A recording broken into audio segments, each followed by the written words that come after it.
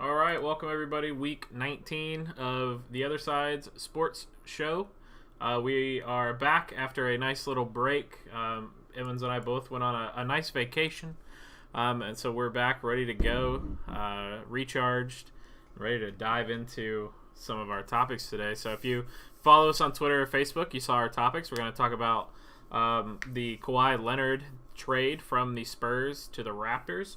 Then we're going to talk about Major League Baseball. Trade deadline's approaching there. So you've got the Manny Machado was traded from the Orioles to the Dodgers.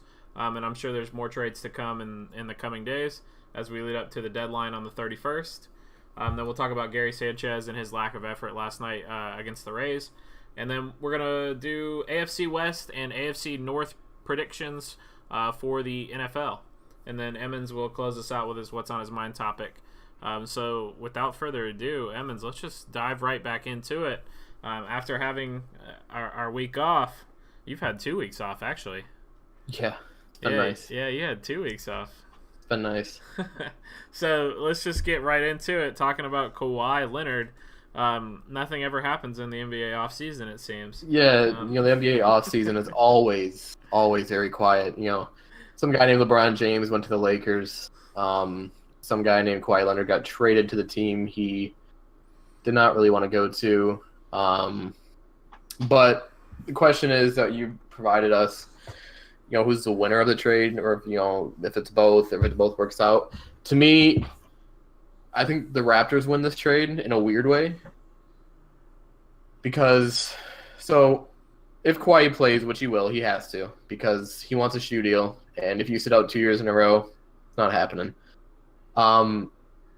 You have one of the best rosters in the East. And worst case scenario, if you get to the trade deadline and you want to blow it up, Lakers might not feel so confident because he wants to play in LA. Never said the Clippers or the Lakers. The Clippers could go out and offer them a huge package for Kawhi if they're confident in re-signing him, if Jerry West can feel like he can do it. If you can get a haul for Kawhi after trading for him and getting rid of the contract that you wanted to get rid of most that nobody thought you could have in DeMar DeRozan, it's a huge win for you.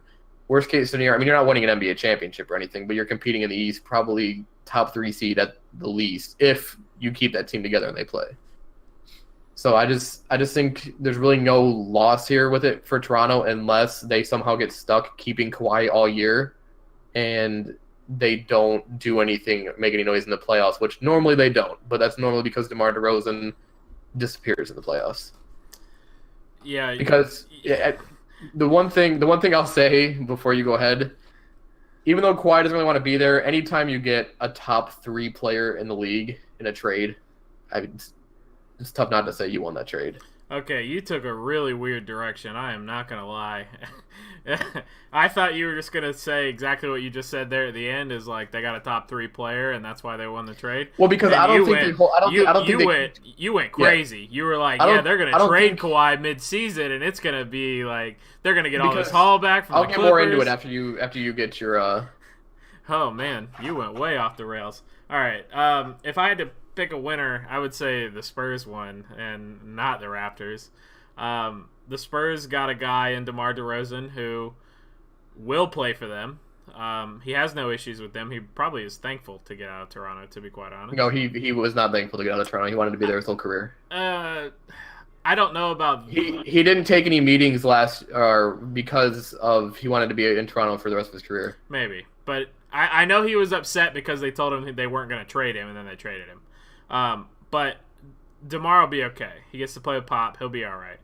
And then, he's not going to be. And he's then not going to be the Spurs also get Jakob. Is that how you pronounce it? Jakob Poeltl. Yeah. So you get him, who's a number 9 overall pick, and you get a protected 2019 first.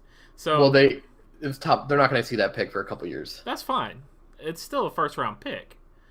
For two 1-year rentals. But Danny Green, $10 million salary. Okay, you clear that off your cap, and then Kawhi Leonard, who has already said he's not gonna he doesn't want to be there anymore. You got rid of 2 1-year players.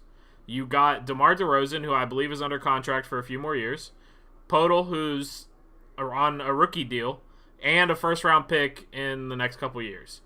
That's winning a trade to me. But you also got to look at what the Raptors want to do. They want to blow this up.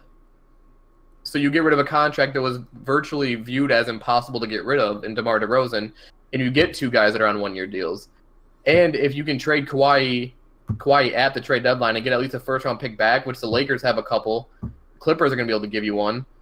And then you get rid of Kyle Lowry, Serge Ibaka, and guys like that. I mean, you're getting some pieces I back. will not count on the Raptors even being close to being a winner in this trade based on, well, they could trade Kawhi. Like, I won't do that because what's to say that the Lakers are already saying, well, we understand that we're not going to win this year. We're not going to bother trading for Kawhi when we could just go after him next summer. If the Lakers feel like they're close, even though they won't win anything this year, but if Magic feels like he's close, they'll make a move. Without a doubt, they'll make a move. This is the NBA. Teams trade to win all the time when they know they can't. It'll happen. If there's a competitor out there and it's the Lakers and they're like fighting for the 2 seed in the West and they feel like they need that one piece, they're trading for Kawhi. Yeah, see, I feel like I really hope that LeBron is smart enough to tell Magic. I hope it doesn't happen because they should not trade for Kawhi. They absolutely should not trade for Kawhi. I really hope that LeBron is smart enough to tell Magic, look, man, we really ain't winning this year. DeMarcus Cousins is gonna be there at some point. Can you imagine having to go to your boss like, look, man, we're gonna fail this year, so. I mean, like, just being realistic, like they know. No, I know, but can you? Okay, that's what I'm saying about the Warriors. It's like, can you imagine like being in a competitive business and you're just like, yeah, we're done, man. We gotta wait for next year. Yeah, but if they wait for next year, then DeMarcus Cousins is off the Warrior books, especially if he plays well. Right, he's not good. They're not gonna be able to sign him. Right, they're not gonna sign him. He'll be able to go somewhere else, and then the Lakers can pick up Kawhi Leonard for free. Other than when I say free, I don't mean like free. I mean without giving up draft. The only two teams that I think the only team that the Lakers have to worry about in the open market would be the Clippers. I think the Knicks would also be a potential. He wants to play in a big. He wants to play a big market. He doesn't play. He doesn't necessarily care to play in LA. We also don't really know what he really even wants because I don't think I've ever heard Kawhi speak. I don't know if I know what his voice sounds like. So we don't. This is all stuff we hear from in his camp, and he's got to get away from his uncle, man. Running the show. I mean, just. Well, and you brought up something about a shoe deal in your take, and Kawhi actually was dropped by Nike today. Right. Right. They said once his contract runs out, they will not be renewing it. Yeah, he wanted a when I meant shoe deal, he wanted a big shoe deal, like being like a guy like a LeBron almost, or a Kevin Durant or a Steph Curry, like a face of a company. Yeah. Which is why he pretty much, like you said, Nike dropped him this year. I could see maybe Puma picking him up since they picked up DeAndre Ayton. Puma. I mean, realistically, it makes sense if you think about it because Jay-Z, they just got back into the basketball side of it. He could go sign in New York where Jay-Z is located. Right. It actually makes sense now that I throw it out there. But look at you, that's putting these ideas together live on the show. Kawhi, if you're watching, just give me like 1%. That's all I ask. So let's talk about these two teams that are involved. Let's start with the Spurs, since they're in the West. This is a great question, but so wacky at the same time. What's their floor and what's their ceiling as far as the Spurs go this year? So you got DeRozan and LaMarcus Aldridge still, but then you got. I'm gonna say probably their ceiling would be like a 3 seed, absolute ceiling. Like if we're calling it a ceiling, I guess. The floor they could 8, 9 miss the playoffs. Okay. Because I think DeMar DeRozan is a good player. LaMarcus Aldridge is going to be huge in this because it all depends on what the team puts together. I mean, Tony Parker, it's not like he was some like all-star anymore, but he's gone. So it's going to be an interesting Spurs team. I don't think they miss the playoffs, but if you're asking me a floor, I could see them not making it. For a ceiling, I would say their ceiling would be a 6 seed. Okay. If I had to pick one. Just because off the top of my head, Warriors, Rockets, Lakers, Thunder. Rockets. Yeah, there's a lot of problems in the West, but the Rockets are gonna be interesting if they lose Capella. So there's at least like 5 teams that I could think of instantly better than the Spurs. So I would say ceiling for them is a 6 seed. Floor for them, I won't say worst record in the league. Because, please do. Yeah, I won't. It won't happen, but I won't. I would borderline say right where I would say. Yeah, I would say right where you're at is like missed playoffs, like 9, 10 seed. my right thing with the there. 3 seed, I don't think it'll happen. But if I have to think of a ceiling, I put Pop into the equation and see what he can do. I want to see what he can do with DeRozan, but I don't. I see them being like what you said, like a 6, 7, kind of like a tweener play. Your microphone cut out, buddy. We'll be right back. We're gonna fix this, and we'll be right back.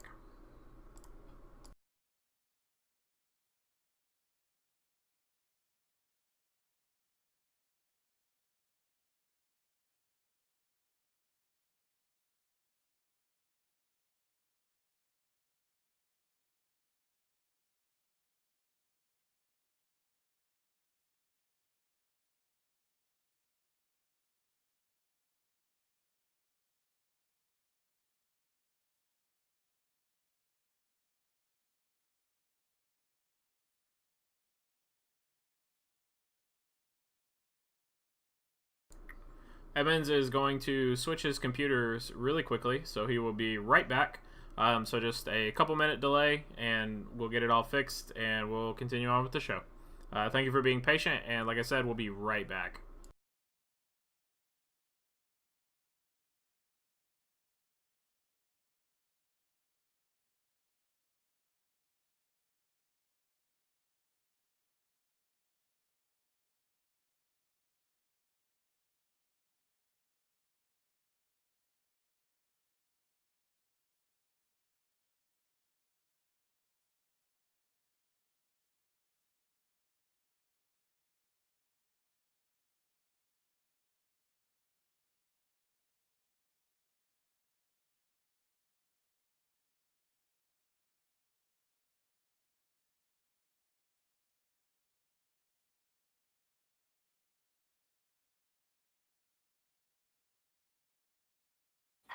All right, sorry about that delay. We're back. Evans has fixed his computer issue, so we'll just hop right back into where we were. So we talked about floor and ceiling for the Spurs. Let's talk about floor and ceiling for the Raptors. Me personally, with Kawhi, I think their ceiling is, I'll say a 1 seed is their ceiling. I think they could repeat as a 1 seed in the East. We talk about Warriors team as like the benchmark for what a great team is. Even when they won back in, I believe, what was their first one, 2015? Before they had Kevin Durant, the first year that they beat LeBron minus Kyrie and Kevin Love due to injury. If my memory serves, Kawhi Leonard was actually wiping the floor with the Warriors at that point until he got injured, and then the Warriors ended up finishing off the Spurs without Kawhi. So I feel best case for the Raptors, they're a 1 seed. And then as far as their floor goes, I'll say missing the playoffs, like borderline bottom 3 record. Just like because you said if they want to tear it down, they're going to tear it down. Yeah, if they blow it up, they're going to tear it down. Yeah, if they want to tear it down, they're going to tear it down. They'll tank, to get a top 5 pick next year. And then they'll go from there and see what they can do. So that's where I think those two will be. Yeah, I completely agree with the Raptors because, like you said, I mean, you look at that roster, you get rid of DeMar DeRozan, but you add a guy like Kawhi to put next to Kyle Lowry. You got Jonas Valanciunas. Serge Ibaka's still there. They could sneak it with the 1 seed. If everything falls into the right place, Kawhi's playing, he's actually trying. You still got Kyle Lowry, like I said, so that's a good tandem if they can click. But if they do blow it up, you lose Kyle Lowry, Kawhi Leonard, guys like that. Your bottom team in the East, which is the bottom team in the NBA, so they're going to be it's going to be a roller coaster season for Toronto fans. Hopefully, I want Kawhi to do well, regardless of what happens to the team. I want Kawhi to do well. So do I feel like his lack of presence is actually something that makes me like him. Mm-hmm. The fact that he's not so outspoken and that kind of thing. Right. So, anything else you want to talk about in regards to Kawhi Leonard and the Raptors and the Spurs? No. Go Pistons. Go Pistons. All right. So let's move on and let's talk about more trades. but in a different sport. So we'll move on and we'll talk about the Major League Baseball trade deadline, which is quickly approaching. Final day for non-waiver trades is July 31st. We already had a huge trade basically done before the All-Star game, but they couldn't announce it until after just because of formalities. And that is Manny Machado being traded to the Dodgers for 3 of their top 20 prospects, I believe, was the overall haul that the Orioles got back from that. So, Evans, you're not huge in the baseball world as you are in college football and soccer, but I think you have enough knowledge to answer this question. I can talk about this. Yeah, I think you have enough knowledge to answer this question. Do you think that the Manny Machado trade guarantees the Dodgers another spot in the World Series? I don't think it guarantees them another spot in the World Series. You got the Cubs who, are playing better baseball now. I think they're 58-41, something like that. 59-40, 58 or 57-42. I think the Dodgers are back in first place of their division, but not by a wide margin over the Rockies and the Diamondbacks. I think the Diamondbacks are in second. I just don't like guaranteeing things, especially in a sport like baseball. I guess in any sports, anything can happen, but once you get to the playoffs, it's different. I mean, I don't know if Manny Machado's that guy who can, although he's tearing it up this year, is going to guarantee you a spot in the World Series, just to guarantee it. Like I don't see them not being the favorite, but I don't like the word guarantee. Well, I don't like the word guarantee either. He's gonna throw it out there though. But Manny Machado guarantees the Dodgers are in the World Series again. My reasoning is this: so the Dodgers started off really slowly, okay? Yeah. And I think that was largely due to the fact that they had no Justin Turner and they lost Clayton Kershaw. Right. Once Justin Turner came back, that team really took off. And now they've ascended to first place before the All-Star break even got there. And we had this conversation about how they might not even make playoffs. And if they would get by in the wild card. And here they are leading their division. Yeah, we actually literally talked about this scenario if they would be in a position to trade for Manny Machado. We did. So essentially, what happened is Justin Turner came back. Clayton Kershaw came back. They took off. Now they're in first place. Yeah, they're like 56-44, I think. Justin Turner is now back on the DL. I just pulled up. But is he really? Okay. He is. He's back on the DL. But since Machado came over, now they're not going to miss that big bat in the lineup. So they shouldn't fall off the way that they did when they started the season, as terribly as they did. So Machado is going to give them that security in the lineup with Justin Turner out. And then once Turner is healthy, then the Dodgers are the best team in the NL.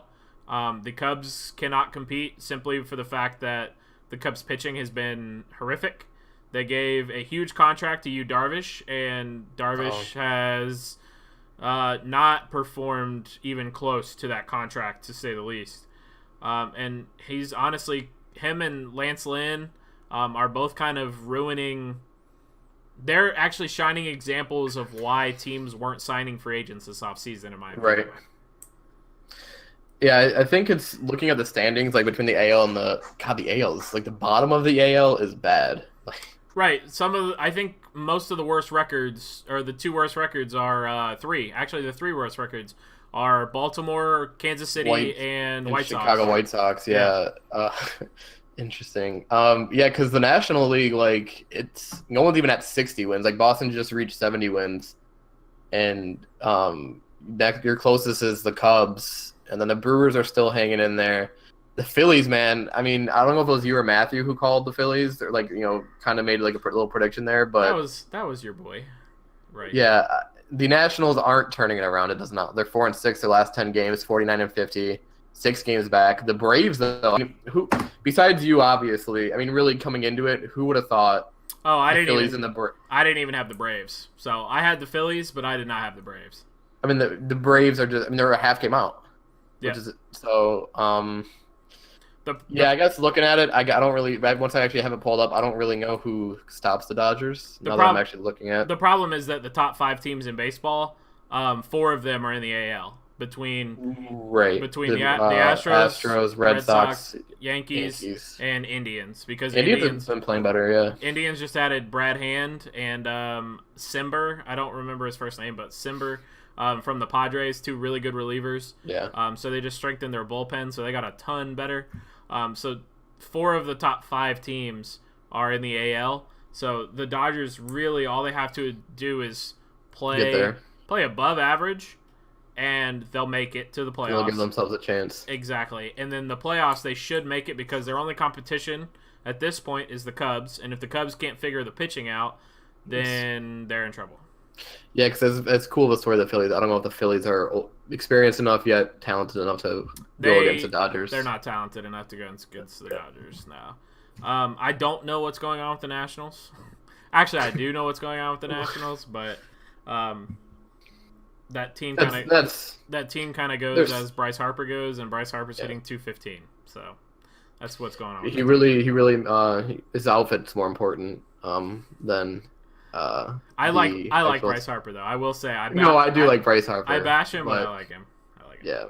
So I sent you the link to the Gary Sanchez thing right before we started the show, so you could take a look at it. Basically, what happened was Gary Sanchez last night in the game against the Rays. There was a pitch that bounced off his knee when he was catching behind the plate, and instead of running after it, he just kind of walked towards it, not really doing anything with it. Runner ended up advancing from second to third, and then when he realized Gary wasn't playing the ball hard, he rounded third and ended up scoring on the play. And then in the Rays too, right? Against the Rays, yeah. And then in the top of the 9th, with bases loaded and 2 outs. This is the one I heard about. Yeah, with bases loaded, 2 outs, they're down by 1 run.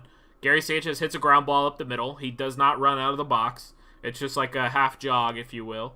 The runner at second base is called safe, and then Gary Sanchez gets thrown out at first. If he is running, even at just a brisk pace, he makes that easily, but he doesn't. So, Aaron Boone said, we'll go back, we'll see what it was and all that.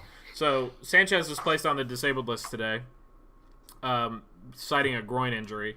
Do you think that was to protect his, image almost, or do you think he's really hurt? I honestly think it's just to protect him, because let me say it this way. It's only one of 2 things. It's to protect his image, or 2, that medical staff needs to be terminated, like today. Because if he had a groin injury bad enough that he can't play 100%, he doesn't need to be out there. It's not football. You don't get 16 games or college football, 12 games to qualify yourself for a playoff spot or a bowl game. You get 162 games. You're comfortably in the lead in the wild card, and you're only a couple games back in your division. There's no reason to risk Gary Sanchez injury at this point in the season. So I think it's more to protect his image, and I think his lackadaisical effort, I think, was a culmination of maybe he's tired, but you just got out of the All-Star break, so it's kind of right. It looked like he didn't care, number one, and I think it could be a factor of the fact that he's hitting 186 on the year. I was just about to go over his numbers with you. He's hitting like you said, 188. On base percentage is 283. OPS is 699. Slugging is 416. Not your best year, so to speak. And not seeing it, just kind of hearing, different things about it, different tidbits about it. You can't just not try, man. That's just if you owe the fans anything, it's to go out there and play. You know what I mean? And your team, especially too, more than the fans, if anything. And I forgot what the name was, but I guess his best friend of the team went at him in the dugout. It was Luis Severino, who was pitching. Yeah. He cost Severino a run because he didn't hustle. So Severino actually confronted him in the dugout after that inning was over. Yeah, and I don't know, man. It's not a good look. Any sport, you go out there and lack of effort. I didn't like what Aaron Boone said about watching the replay. What happened. You saw it. Everybody's seen it. So let's just say that he doesn't go on the DL today. If you're Aaron Boone, what would you do with him? You got to sit him. I don't know for how long, but you got. I feel like because the guy in the Nationals, the speedster, I forgot what his name was, or it might not be the Nationals, but Trey Turner is who you're thinking yeah, about. he got pretty much for giving up on a bunt. I guess he bunted and he just kind of gave up on it, so he's sitting out tonight. You got to sit him. I don't know. I mean, I don't think it's got to be anything like long term, but you got to sit him. You got to talk to him because if this is going to be a long term problem with his effort, you got to figure something else out. But if it's something you can just talk to him about, sit him for a game, kind of clear his mind. But if he's really hurt, I mean, like you said, the medical staff should be fired right now. But if it was just him just out there not doing what he's supposed to do, his job, then there's some issues. Yeah, I think I would sit him the remainder of the series. That would put him out 2 games. Talk to him, tell him this isn't acceptable. We're in the middle of a race, we're racing. Right, you're what 4 games behind? Yeah, something like. I think with the loss last night, they fell 6 games back. So yeah, that's huge. So and you can't afford to give up games on the Red Sox because the Red Sox are playing amazing right now. So yeah, I think I'd sit him the rest of the talk to him, say, look, that's not acceptable. You need to turn it around, or you won't be here much longer. It would be different if the guy was like this happened to Bryce Harper last year. Right. He was in the middle of a game and he got pulled because he didn't run out a ground ball. At that point, Harper, I think, was hitting like upper 200s, like 280, 290, and he was probably top 10, top 15 in home runs. Like, he was producing. So you pull him for the game, you talk to him, he says, I shouldn't have done that, and then you move on. Well, Gary, you got to be careful because you're hitting 188, you're not producing at a big league level, and the reason that you're around is because you're great defensively. If you're going to be terrible defensively, there's no reason to have you on the big league squad. So you got to be careful because if not, they're going to send you down to AAA. So if it's me, I'm sitting in the rest of the series. If I see that kind of thing again, I'm probably sending him to AAA. Yeah, I agree. One more thing about because I wanted to talk to you about this. Just a real quick thing. I need Victor Martinez to retire over on the Tigers. He had an OPS of like under 350 for the month of July, or like as of right now. Like, He's got no pop left. He can't run. He's got no pop. Victor's amazing player in the history. Just over his career. Just go, dude. Don't go out like this. Well, and I think what's crazy, since you brought up VMart, I think what's crazy is that baseball players can retire at any time and still get their money. Yeah. But for some reason, they all just try to push it one extra year. Right. I don't really understand why, to be completely honest. Yeah. We're gonna see that again with Albert Pujols here the next coming year. You'll see it with Miggy too. Yeah, you're gonna see it with these guys. Miggy already lost his power. Yeah, you're gonna see it with these guys that have these really big contracts. Like, they could retire right now and still get all their money, but they're not. They're gonna stick around. They're gonna try to hang on for a couple more years. And maybe that's pride. Like, maybe that's pride that does that to him. Yeah, I feel like with Victor, that's what it is. Yeah, they say, if I'm going to get paid all this money, I feel like I at least need to be with the team and giving it my all. And even if I'm bad, then I'm bad. But there comes a point you got to move on, I think. Yeah, I agree. So that'll close out our MLB talk for the night, and we can head right into the meat of the topic. The meat of the show. That's gonna be the meat of the show for the show. So next Thursday, I believe, is the Hall of Fame game. We've got the Ravens and the Bears, if I'm not incorrect. And so that will be the first football game of the calendar year, or of the upcoming season. And we will have football every single week until the week after the Super Bowl.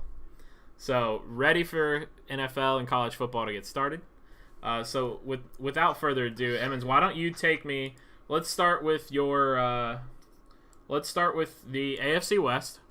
Ooh. Let's start with the AFC West and start me with your 4th place team. Ooh, we're going with the 4th place team. Yeah, let's start me with your 4th place team in the AFC West. This was easy for me, at least. The Oakland Raiders. I don't like the Raiders at all. Looking at their schedule, not a lot of winnable games for them.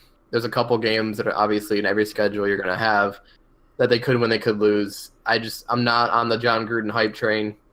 I have them going 4-12, to be honest with you. Okay. So, as far as my number 4 team goes, I also have the Oakland Raiders. Yeah, I agree. We'll see what happens with John Gruden, but dude, that Raiders. That defense is awful. I mean, you think of their defense, you think of Khalil Mack, and that's it. Yep. I mean, because Garrett Conley hasn't come into his own. But who knows how he's going to perform again this year? Right. As far as that defense goes, T.J. Carey moved on. He's now with the Browns, and he was like a bright spot for them last season.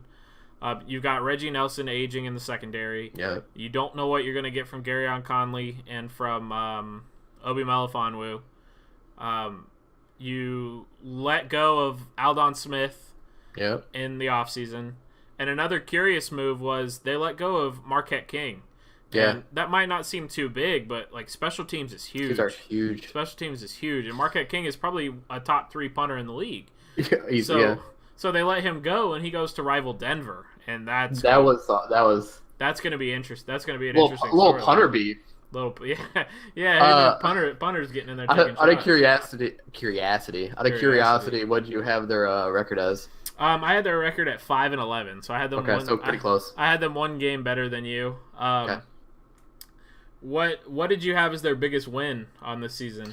I do have them beating the. I have their biggest win versus the Chargers week 10 at home division game.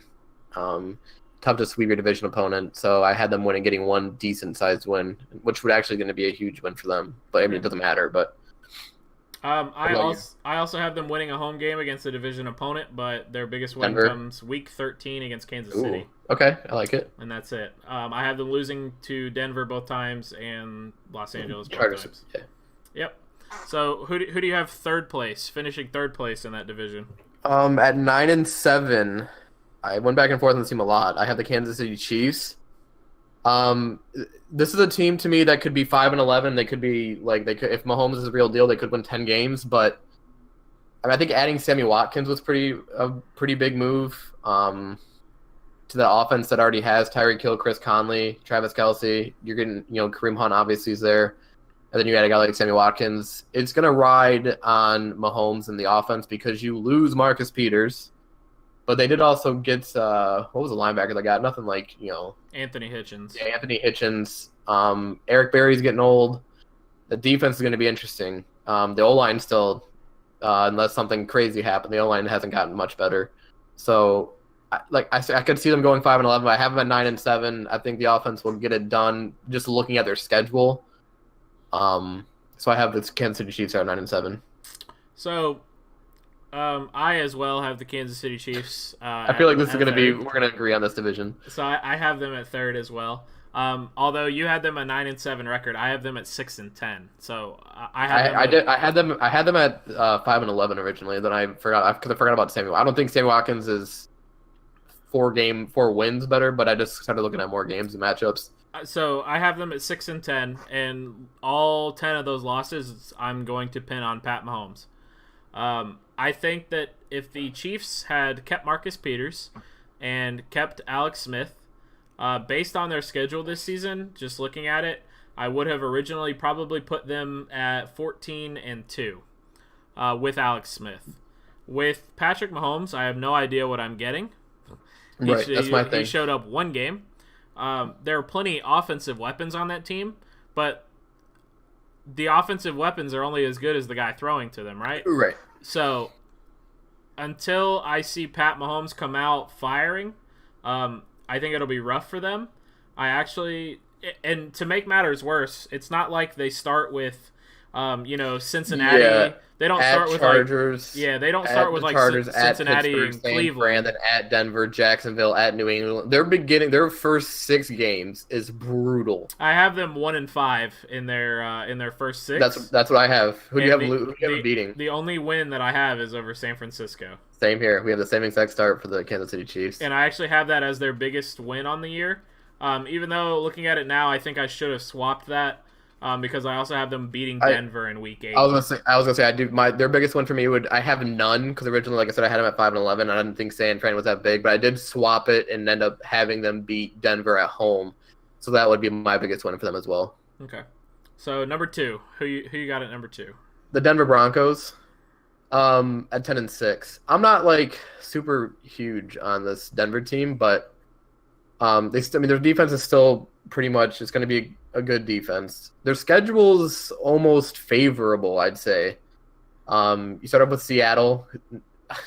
Earl, I mean, did you hear the Earl Thomas news today?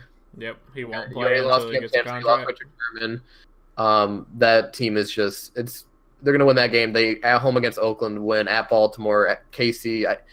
I can see them winning 10 games. I have them losing to Rams, Chiefs, at Chargers, at home versus Pittsburgh, at Cincinnati, and at Oakland. I have their biggest win being at San Francisco. No, actually, it's going to be Week 17. They beat the Chargers at home. All right, for my number 2 team in the AFC West, I also have the Denver Broncos. So our standings are exactly the same. Did you say you have them at 10-6? I don't. I have them at Okay. 11-5. I have them at That's 11-5. I think they come out the gate strong, and I have them going 5 straight wins before they lose to the Rams. We are just we are great minds think alike, Josh. We are. I also have their biggest win, Week 17 against the Chargers. I like this Broncos team. You said you're not in love with it. I like it. They've got really, honestly, I really feel like the most important position in football is defensive line and your pass rushers. Yeah, it's huge. And pass rushing is huge. And they've got Von Miller Yeah, and Bradley Chubb. Yep. And don't get me wrong, Derek Wolfe is no slouch. No, he's not. So, and neither is Haloti Nada, who I believe is on that team now as well. I could be mistaken. Oh, good old Haloti. I could be mistaken, but I believe that's correct. So that team's no slouch. That defense, and that defense was a top 5 defense last year. The problem was that their quarterback play was Trevor Siemian and Brock Osweiler. And that's my thing. I got to see Case Keenum do it in a different. I don't know what I'm going to get from him. Obviously, he was great last year with Minnesota. I'm hoping, for Case Keenum's sake, I hope Case Keenum versus Philly is not the real Case Keenum. I'm hoping it's at least somewhere in between. Because, I mean, I know Philly's defense is great and all, but Case Keenum was throwing ducks. So he's got the weapons because he's got Demaryius Thomas. He's got Emmanuel Sanders, Carlos Henderson, and then they also got Cortland Sutton. So he has the pieces. Jake Butt was a really talented tight end coming out of Michigan before he tore his ACL. So how healthy he is, if he can come out and be that receiving tight end, that's another weapon. I do think that speaks of their defense, me being very questionable with their quarterback and still having them at 10-6, getting 10 wins. I have it all on their defense. I have it everything on their defense is why I have them ranked so high. I'm guessing we have the same losses but one, to be honest with you. I have them losing at Cincinnati. Yeah, I don't have that loss. Okay. So the little crazy tidbit for you, just to get you to laugh, because I don't know anybody who wouldn't laugh at this. And Connor's going to get a little shout out here, but not a good shout out. He said live last night that he thinks the Bengals will win the AFC North. Okay, yeah, that's insane. But back to the Broncos. We're gonna talk about the Bengals in a minute. We will. That's why I brought it up. But my other losses besides that Cincy game is Denver. Where'd you go? The Rams, at KC, at the Chargers, home against Pittsburgh, and at Oakland were my other. Oh, wow. Okay, so I actually have them beating Oakland in Oakland. Okay. I have their other loss coming Week 14 at San Francisco. Okay, I have them beating San Francisco. All right, that's where the difference is. So that moves us on to our number 1 team. The team that I love. The Los Angeles Chargers. Before I dive in, because I also love the Chargers, what do you have their record at, Emmons? What do you have their record at? I'm guessing you're going to have theirs better than mine. I have them at 11-5. Wow. You say you love a team and you put them at 11-5? Yeah, I love it. Damn. I don't think they're like world beaters, but I love the team. I love the roster. All right, well, I love the Chargers. I have them at 14-2. Wow. Okay, I like it. I have them at 14-2. I hope you don't spoil my. I'll talk to you later about that because I don't want to spoil anything for our later part of it. But I hope you don't spoil my. Okay. Later on in the season. All right. Well, I have them at 14-2. I have them starting the season 2-1. With a Week 3 loss. Sorry. I have them at 12-4. Okay. Looking at somewhere different. So I have them taking a Week 3 loss in LA to the Rams. And then I have them winning out until week 17 when they play Denver at home and they rest starters, and Denver takes that W. So See, I have them losing at the Rams, like you said, at Denver, but then I have them sleeping in week 10 against Oakland, at Oakland, and then at Pittsburgh.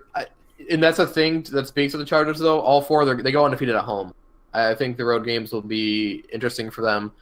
But let's talk about this team for a second, because I think their offense, obviously if healthy, because Keenan Allen's had some health issues, some other guys, scary. Not a lot of people talk about Phillip Rivers. He's a good quarterback. Melvin Gordon, he's not so shabby at running back. And then you got Keenan Allen, Mike Williams, Travis Benjamin, guys like that. I think we talked about Hunter Henry's done, right? He's not he's playing out at all for the this season, year. so Okay. I would expect to see a lot of 4 wide receiver sets out of the Chargers. Which is going to be interesting. Keenan Allen, no one really talks about him because he's been hurt in and out, but if he can stay healthy for a season, he's easily a top 10 receiver, in my opinion. So this team can make some noise this year, and I really like them. A lot of people talk about how Phillip Rivers, even if they make the playoffs, will end up choking, but he also hasn't had. I wouldn't say he's had an offense this talented on paper since I've watched him play with the Chargers. But I think the thing that sells me on the Chargers the most is I like their offense, but I love their defense. I forgot to talk about I love the Hayward, Bosa, Melvin Ingram, and Joey drafting Derwin James, and Joey Bosa, Melvin Ingram coming off the edges. They still got Atachu too, right? No, he moved on. I believe he's in Chicago. Oh God. So I'm hoping for this team at least that Derwin James can step in and help cut down some of this run game a little bit. The Chargers were 31st in the league in rush defense last year. Yeah. They need to step that up big time if they want to be competitive. Otherwise, they're just going to get run over again. I believe they can do that. So, especially because they can kind of play the run a little more now that they know what they're getting from Casey Hayward, Desmond King, all of their other corners that they have. So they know what they're going to get from them now. They can play the run a little bit more, and their schedule is really, really favorable outside of a couple games. Yeah. Speaking of Atachu too, he's in San Fran. Yeah. I knew it was an NFC team. Whatever. I was hoping it wasn't the Bears because I had them as a top defense, and that would have been. I wouldn't want him over. I mean, he's not like some world beater per se, but I wouldn't really want him to see him in Chicago. But yeah, I mean, I think the Chargers win this. 14-2, as good as you can be in the NFL, that's a really tough thing to do, I think. But I don't see it out of the realm of possibilities. I will tell you the one reason that I have them beating Pittsburgh at Pittsburgh. And I think I know where you're going with this, but I want you to go ahead and elaborate on it. We're going to get into it as we... Oh, yeah, we're talking about the AFC North anyway, so we'll talk about them. The 3 games that the Steelers have prior to the Chargers, versus Carolina, at Jacksonville, and at Denver. So they're playing 3 teams that I think will have good seasons all in a row before they have to play the Chargers. So I think that Chargers game is that 4th game in a row of hard games that they have, and they're going to drop it. Yeah. That's funny. We'll get to that in a second. But my biggest win for the Chargers, I think we both agreed.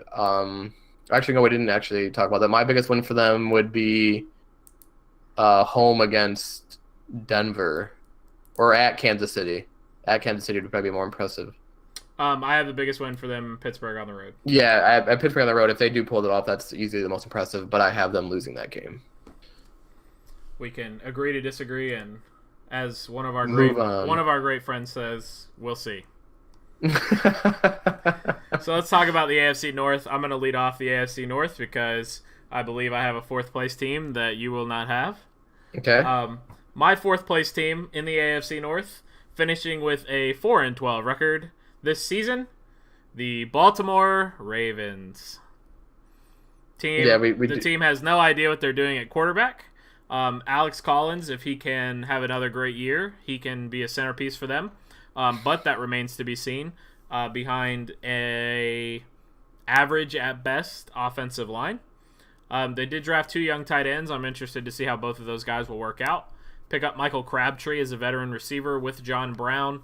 And that defense, I will give them credit. That defense is very good, better than people give it credit for.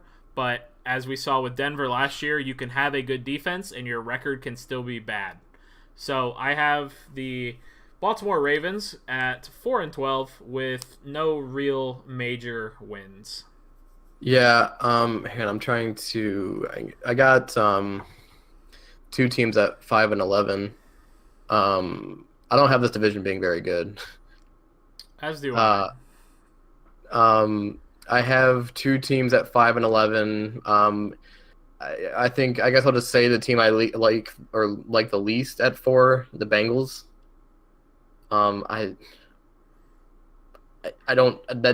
There's just nothing about that team. I mean, Andy Dalton hasn't really shown me anything.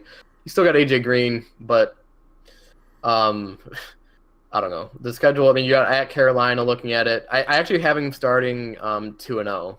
But then you got at Carolina, at Atlanta, you at home versus Pittsburgh, at Kansas City, you played New Orleans, at Chargers, at Pittsburgh, obviously at the end of the year. So I don't know. It's going to be tough for them. So I have Bengals 5-11 and finishing in last place in their division. Okay, so I have 2 teams also at 5-11. So we'll start with the. So We'll start with the 3rd place Cincinnati Bengals, who I believe, like I said, will finish 3rd in that division. I think what got me the most about the Bengals was they just didn't get any playmaker in the draft or in free agency. You look at that roster and it's like the Ravens at least went and got Lamar Jackson to bring something to the team. Hayden Hurst to do something. The Steelers go get Tremaine Edmonds' brother. I can't remember his first name. But they go get the safety. Yeah, the safety. They go get the brother to kind of replace Mike Mitchell in that secondary, and he can make plays out there. And then you got the Browns. The Browns get Baker Mayfield and Denzel Ward. The Bengals took Billy Price, who is coming off a knee injury from the combine. If whoever's watching and whoever tuned into our live draft show, and they selected Billy Price. I mean, it's just like. It's almost like when the Seahawks took the running back, even though we kind of understood it. But it's like it's just like you got to do something, man. It's like you have that much. You don't have any exciting pieces on your team. Not really a lot of playmakers. Go get one. Yeah, I would have liked to see. I understand the pick because you think your wide receiver core is good enough with AJ Green, and you're hoping John Ross can develop. Right. And then you have Joe Mixon as your I guess back. if you look at that way, you took your 2 playmakers last year, and so you're kind of hoping they can, develop. But that defense could have used a corner. They could have used a corner on defense to go with. And William Jackson. A couple available at the time. There were Jair Alexander and Josh Jackson, I believe, were both available when they picked. Yep. So they could have used another corner. They could have used another linebacker, another defensive lineman. To develop with Willis and Lawson, they could have went multiple areas to really help this team, and Billy Price I think will help the team, but it's not. But I don't think it's a pick that's going to turn this team from where they were last year to playoffs. That's a pick you make when you're I wouldn't say close to but when you're you're a 7-9 kind of team and you need that O-line As important as the trenches are, you do want to build through the trenches. But if you got a playmaker out there at corner or at linebacker, or just even somebody who can make a play on the D line, which is also the trenches, you got to take him. I mean, I don't think Billy Price. I think he will be a good player, and like you said, I think he will be impactful for the Bengals. But at the end of the year, we're not going to be talking about, oh my God, did you just see how great Billy Price was when we went 5-11? So I don't know. They're not exciting. I don't like the Bengals. So I guess my 3rd place team at 5-11, I have the Cleveland Browns. I can have this if Hugh Jackson wasn't the coach. I feel like they win some more games. They're another team. You open up at home versus Pittsburgh. I just don't think you have it yet to win that. They're getting some talent. Then you go at New Orleans. And then they play a team at home called the New York Jets, who I think could be interesting this year, and we'll talk about them in another week. So I have them starting 0-3 and then winning a couple games. But then you got the Chargers at Pittsburgh. You play Kansas City. You play Atlanta at Houston. You play Carolina at Denver. It's not another. It's not really a cakewalk for them. So they're not there yet. They're the Browns. 5-11 for me with the Browns. I also have them at 5-11. Depending on how tiebreakers go, they could be second or third place. Right. I have them second in this scenario, just because I believe that they are a better team overall than the Bengals. I think the Bengals have better players at the top end, but as far as overall team skill and depth-wise, I believe that the Browns are better. Speaking of the Browns, what do you think do we see a lot of Baker this year?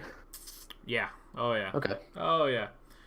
Especially if you really look at their schedule, if you get rid of Pittsburgh and New Orleans week 1 and 2, you kind of do get a little bit of a break until you hit the Chargers.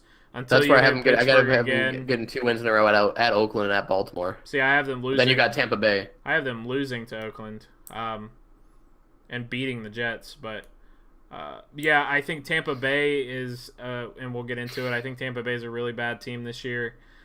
So I think if you can get Baker in there in the middle of the season, get him some wins under his belt against some of those bottom tier teams. Before you get back into a tougher stretch through the middle of the season, I can see him playing. Yeah, no, I agree. I just don't know. Like it'd be such a Cleveland move to just kind of like. I'm not a Hugh Jackson guy, I guess. I just don't want to see Tyrod in there too long because there's nothing wrong with Tyrod. But like you said, it'd be perfect to get Baker in there in that stretch of games because the season's not going to really be huge for you anyways. Get him out there, get him some game time experience. Tyrod's a veteran. He's not going to come in here and win the division for you guys. You're not making the playoffs. So this is a perfect time to get your guy, your number 1 pick, involved in the play. Right. And 5-11, honestly, would be a successful season for the Cleveland Browns. I agree. I had him at before this morning. I had him at 3-13, but I went through it again this morning, and I can see him winning a couple more games. So give me your number 2 team, Evans. I think I know who it is, but give it to me anyway. The Pittsburgh. No, I'm kidding. The Baltimore Ravens, 6-10. So just one more win than you have. I have them beating Pittsburgh in Baltimore. So I guess that would probably be their biggest win. I'm guessing that's the win you don't have. Well, I had Baltimore at 4-12, so. Oh, you had them at 4-12? Okay, so I'm guessing that's one of the wins you don't have then. The only wins I had Baltimore having were Week 1 against Buffalo. Yep, that's what I have. Week 11 against Cincinnati. I have that. Week 15 against Tampa Bay, and Week 17 against Cleveland. Yeah, see, I have them beating Buffalo.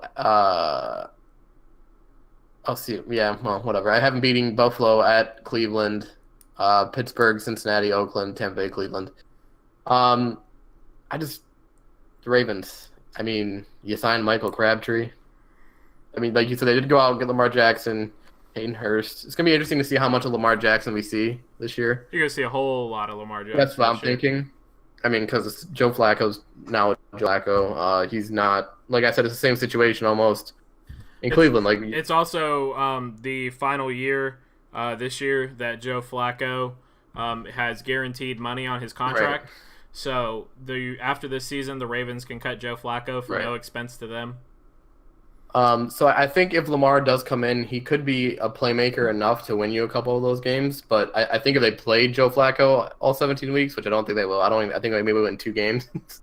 I don't like the defense is there. Like you said, the defense is strong, but I think what's interesting so far is that in the practices, I saw tweets where there were plays where Lamar Jackson and Joe Flacco touched the ball on the same play. They both touched the ball on the same play. I hope they have Joe Flacco running some kind of speed option. It's going to be fun to watch that Ravens team, what they do. I think the biggest thing, if I'm Joe Flacco, is be prepared to go through free agency next year because they signed they drafted Lamar Jackson and they signed Robert Griffin III. RG3. One of these things is not like the other. 2 of them are mobile, one of them is not. So one of them's going, and I believe it's going to be Flacco. So yep. So and that's another reason I have their record so poor, 4-12, is because we'll see what happens. I think this division's just bad. I think we can just agree on that. Probably this upcoming season, probably the worst division in the league, I would say. Yeah, it's got to be. Well, I'm not going to say another division because we'll talk about another division another week. So that takes us to team number the one. Steelers. What's your record with them? I have the Steelers going 12-4. I have them at 11-5. So okay, another pretty close one. Another pretty close one. I have their biggest win coming Week 15 at home against New England.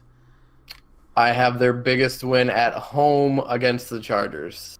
Interesting. I have them losing against the Chargers at home. I have them with a few big wins this year. I do have them losing to New England. New England's going to be an interesting team to talk about. I'm looking forward to talking about that division. Well, not really that division, but New England.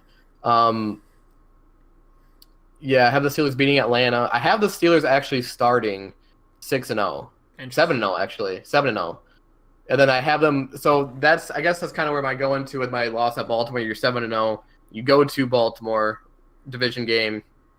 Could be a slippery slope type game. You make a couple mistakes, just one of those weird games. And then I have them losing. They got a tough stretch: Carolina at Jacksonville, at Denver, Chargers at Oakland, New England. Holy wow, yeah, that's a stretch of games. I have them losing to Jacksonville, at Denver, home against New England, and at New Orleans. I only have them losing to Atlanta at home, Jacksonville on the road, the Chargers at home, and then New Orleans on the road are their 4 losses for me. I do have them beating New England simply for the fact that they were a referee's decision away from beating New England this past season. With the new catch rule, that might have been ruled a touchdown, they win that game. So that's probably something we'll have to discuss coming up on the show in a couple weeks. Be the new catch rule. So I feel like they can play them close. And I really hate that New England got rid of, they let Danny Amendola walk away, because he's not a huge numbers guy, but he's always clutch when you need him to be clutch. Yeah, for sure. And sure, you've got Edelman, but now your number 2 receiver is Jordan Matthews instead of Brandon Cooks. Yeah, you can't forget though that they did get Matthews' new favorite player in the NFL, and Sony Michel. He could be explosive. He could be he could be another version of Alvin Kamara, depending on how they use him. And I love Sony Michel. I don't know about you. I'm not going to say Alvin Kamara, but I think he can be effective. Yeah, especially I love him. I don't think he's going to be a leader or anything, but I really like him as a player. Right, and I think with Tom Brady, I think he can succeed. Yeah, but we'll get into New England another time. New England always finds a way to fit into sports narrative, man. Look at us, getting off topic of the Steelers and start talking about the Patriots roster. They do. So if looking at my Pittsburgh schedule, the 4 losses I have them losing to are teams that I believe have really, really good defenses. Yep. And I think that's not because Pittsburgh can't score, because they can definitely score, but their defense, I think, it was good last year, and it was, I believe, a top 10 defense. I think it will be very hard for them to replicate that without Ryan Shazier all season. Yeah. I agree. Losing Ryan Shazier is sad, and it's huge. And I think their schedule is favorable enough that they can still win that division easily. They can still win 10+ games. Yeah, they're not even going to sweat. They're going to go 7-0, according to my schedule, 7-0, and then, when they're at 7-0, it's over. Knockout, ring the bell, that division's over. Yep, I have them through week 10. I have them 1 loss to Atlanta, so that puts them 8-1, I believe, because I agree. Week. So yeah, I have them 8. I have them 8-1 as well, and come week 10. Yep. So they're not going to sweat this year. Now next year could be a different story depending on where Le'Veon Bell ends up. We'll get into our playoff situations and stuff with the Steelers and everything, what we think that team's going to end up doing. So, yeah, I think the Steelers, like you said, I think being in an easy division, I think I have them getting 5 wins out of that division, so that helps your 11-win record for me. And then you take care of business. You get a couple big wins. You get a free win on your schedule in Tampa Bay, which I think we both agree on. Tampa Bay is going to be a little atrocious this year. Oh, yeah. But yeah, I don't see the Steelers sweating at all about winning the division or getting in the playoffs. Yeah, neither do I. So I have them 12-4. You have them 11-5. Either way, they're winning that division. So that's going to close us out for our NFL predictions for this week. Next week we're going to be back. We're going to talk about the AFC South next week, and then we'll dive into the Colts, Jaguars, Texans, and Titans, and what we think their schedules will be, where we think they'll end up in the division, and then we'll follow that up. We'll finish off the AFC East the week after that, and then we'll do one a week up until the start of the season, which is the first week in September, I believe, is when the season officially starts. So, Emmons, take us out, buddy. What's on your mind today? What is on my mind? We've had this conversation before off air. Recruiting. Commitments. Ridiculous. We got to get rid of commitments. They made a step forward by adding an early signing day, so you have 2 signing days. Make that national letter of intent. Make that because commitments now, 4 years ago, they were pretty loyal. Commitments now mean, it's fun for the kids and everything, but just it doesn't mean anything. It's almost like when a kid would go on an official visit. Okay, they're interested in that school. Now, when they make a commitment, okay, they're interested in the school, but once they get that bigger offer, they're gonna jump ship, which is fine. There's no issue with the kids, but the whole recruiting thing, which could go on and on forever with how teams recruit and stuff like this. I'm gonna keep this short and sweet. You got to get rid of this whole commitment saga because kids are taking it too far. Coaches then have to, once a kid commits, you're then thinking you have to hold a roster spot for this kid, and then if he leaves you 2 weeks before the last signing day, you're in a pickle, especially if it's a big position like a quarterback, which has happened. There's a kid who's decommitted from 4 schools now and is now committed to Florida State. Who knows if he stays at Florida State? So it's for a program standpoint, you almost got to get rid of this whole commitment thing and just whatever the national letter of intent says when they sign that piece of paper, that's it. I mean, the whole commitment saga thing has just gotten a little out of hand. I will agree. I think that it should be a decision that you really shouldn't be allowed to make. Right, because the NCAA could fix a lot of this on their end by not allowing coaches to offer scholarships to freshmen. Right. So if you say, look, we understand you like this guy. Huge. Feel free to talk to him while he's a freshman. Right. Feel free to tell him you want to offer him a scholarship. Right. You can't offer him anything. Because, that's a huge point. Because what you see is kids committing when they're sophomores in high school. Very, very rarely do they stay committed. Now, they might end up at that school still, but they'll decommit at some point. It's like, Michigan State had a quarterback committed, which I never thought was going to stick because he's like the 6th best quarterback in the country coming into 19. He's from Michigan, but once he got that Ohio State offer, I waved goodbye. He's gone, which is fine. I have no hard feelings towards the kid, obviously. Like you said, it's the NCAA that can fix a lot of things. Because now when I hear commitments about players, for my schools or any schools, it's like, Michigan just lost a 4 borderline 5-star once he got his offer from Stanford.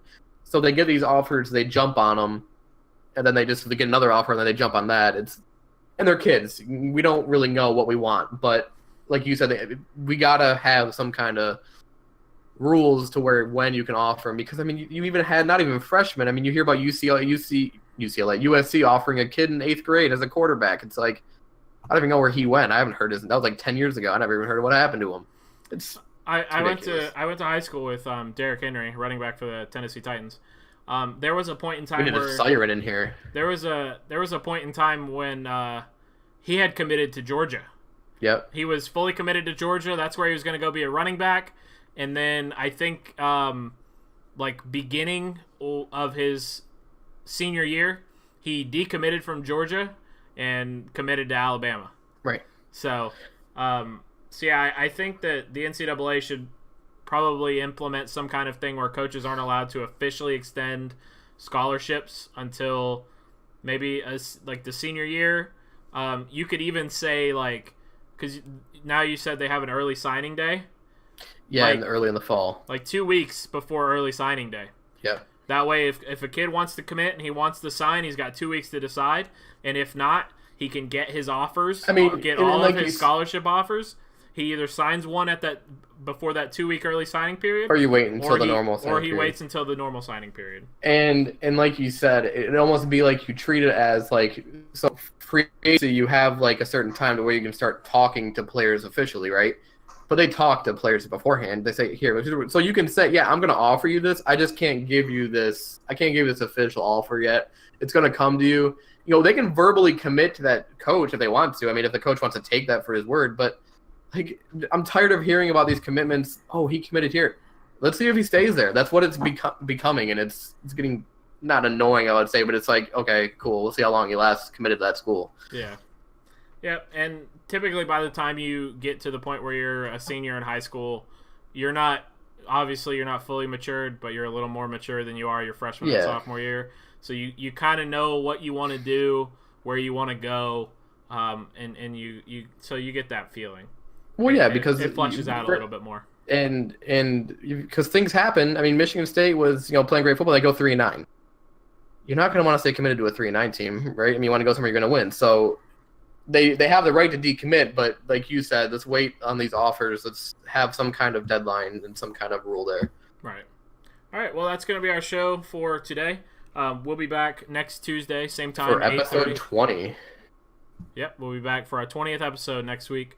And we're going to break down the AFC South, and we'll have some other topics as well to talk about.